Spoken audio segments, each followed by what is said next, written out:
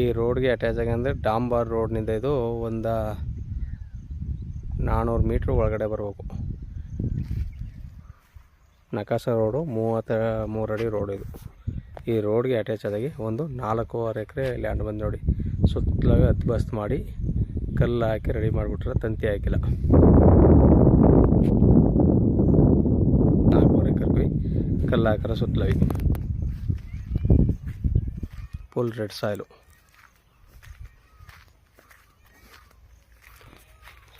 ನೋಡಿ ಸುತ್ತಲೂ ಏನು ಕಲ್ಲು ಹಾಕದ, ತಂತಿ ನೀವು ಹಾಕ್ಸಬೇಕು ಅಷ್ಟೇ.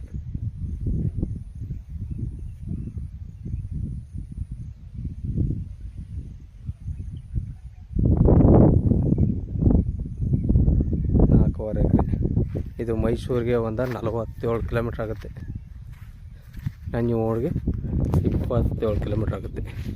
ನಂಜನಗೂಡು ರೈಲ್ವೆ ಸ್ಟೇಷನ್ ನೋಡಿ. ಮಣ್ಣು ಈ ಥರ full red soil, full red. ಒಳ್ಳೆ ಸೂಪರ್ ಇರೋ ಜಾಗ.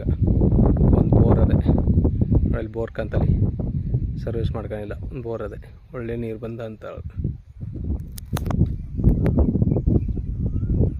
ಸುತ್ತಲೂ ತಂತಿ ಕಲ್ಲು ಹಾಕಿ ರೆಡಿ ಮಾಡ್ರೆ ಲ್ಯಾಂಡು. ಇವರು 28 ಲಕ್ಷ ರೂಪಾಯಿ ಹೇಳ್ತಾರೆ. ಕೂತಂದ್ರೆ ನೈಸ್ಲಿ ನೆಗೆಸ್ಬಲ್ ಆಗುತ್ತೆ. ಡಾಂಬರ್ನಿಂದ 400 ಮೀಟ್ರು ಮೆಟ್ಲಿಂಗ್ ರೋಡು, ಅದು 33 ಅಡಿ ರೋಡು, ಮುಂಚೆನ ರೋಡು, ಗೌರ್ಮೆಂಟ್ ರೋಡು ನೋಡಿ ಸರ್. 4.5 ಎಕರೆ ಜಮೀನು ಬೇಕು ಅಂದವ್ರಿಗೆ ಸೂಪರ್ ಆಗದ. ಎಲ್ಲ ರೆಡಿ ಮಾಡಿ ಬಸ್ತ್ ಮಾಡಿ ರೆಡಿ ಮಾಡಿಬಿಟ್ರೆ ರೆಕಾರ್ಡ್ ಎಲ್ಲ ಲೀಗಲ್ ಆಗದೆ, ಪಕ್ಕಾ ರೆಕಾರ್ಡು. ನೀವು ಒಂದು ವಾರಕ್ಕೆ ರಿಜಿಸ್ಟ್ರ್ ಹೋಗೋದು ಎಲ್ಲ